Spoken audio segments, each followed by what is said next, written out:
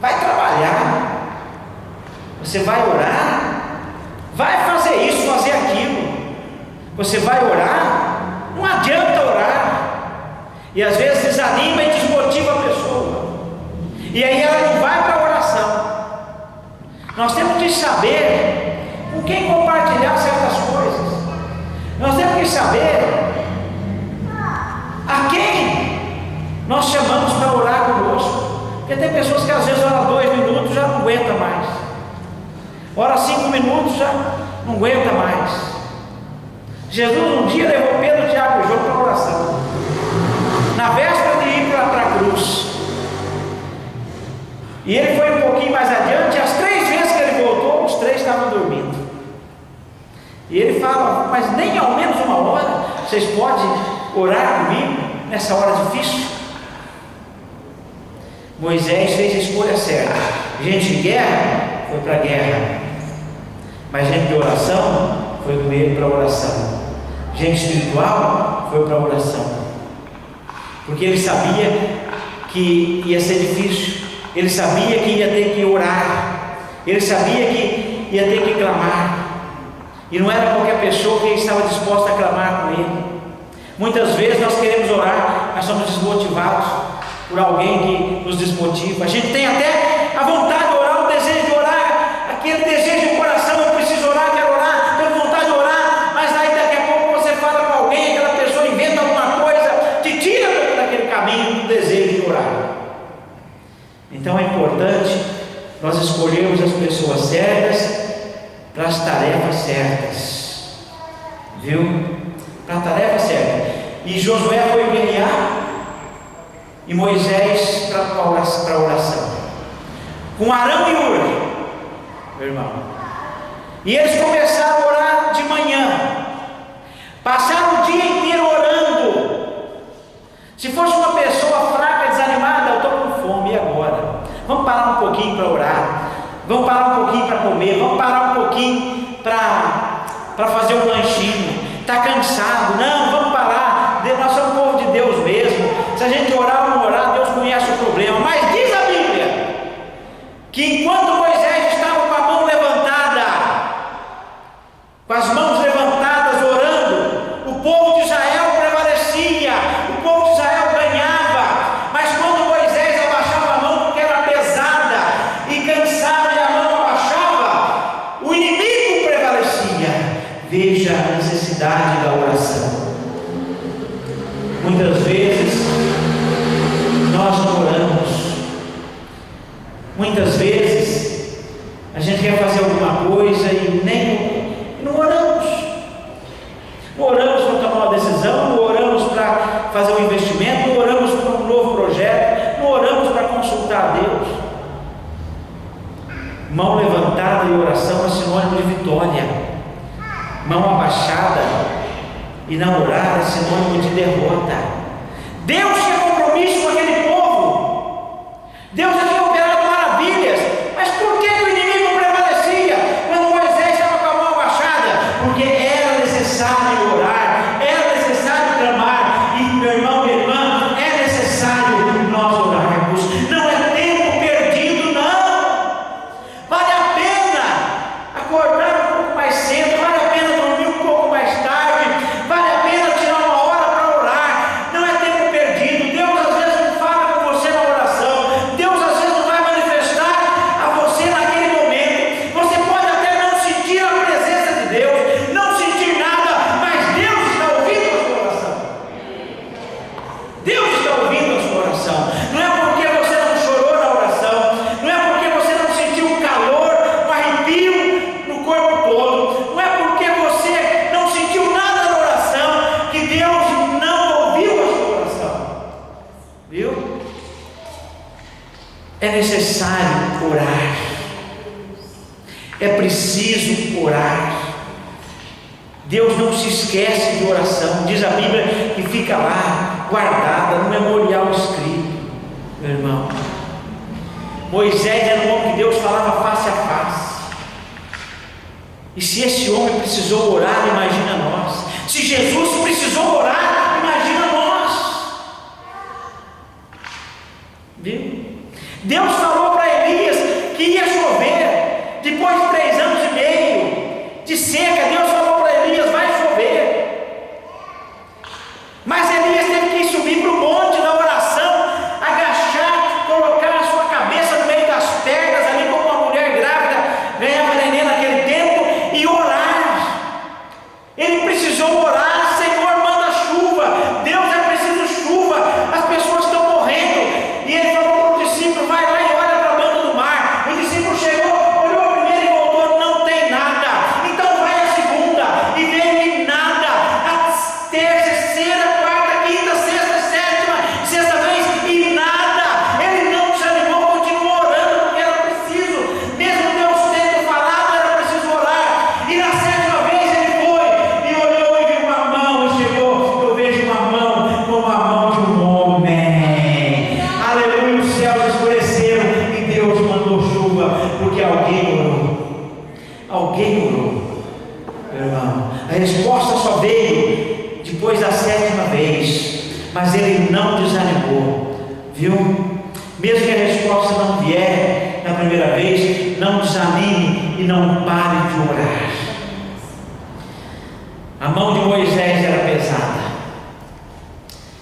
Você já experimentou ficar com a mão levantada ali 10 minutos, as duas? Não pesa, não consegue, é difícil. Imagina ali horas. Aí quando eles viram isso daí, a mão levantada e clamor, Israel prevalecia.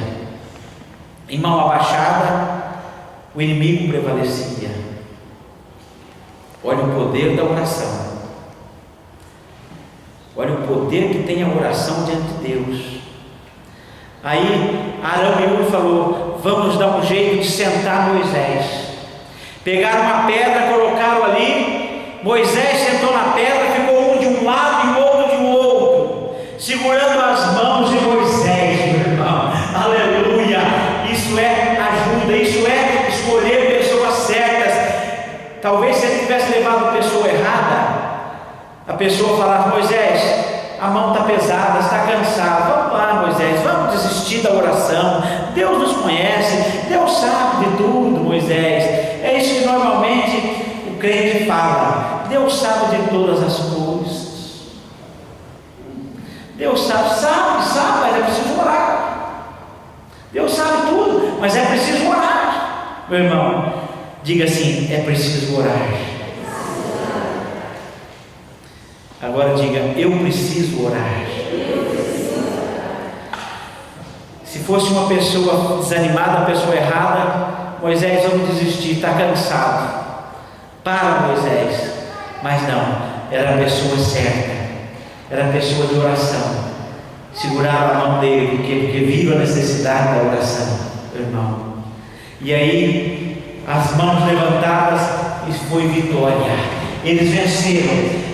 Diz a Bíblia ali que eles acabaram, riscaram, viu? Passaram os amalequitas ao fio da espada. Aleluia. O Espírito Santo nos leva à oração. Às vezes, por inúmeras razões, nós somos desencorajados a orar. É o que não falta hoje: indisposição para orar, pessoas para falar. Você vai orar, vamos fazer isso. É o que não falta, é o que mais tem. Mas o melhor tempo, o mais útil, o melhor empregado é o tempo da oração. E todo crente deve ser um motivador. Todo crente, quando uma pessoa fala: olha, eu vou orar, vai mesmo, vai orar, né? Às vezes eu vou orar lá no mercado com o irmão Valdir, o Tiago.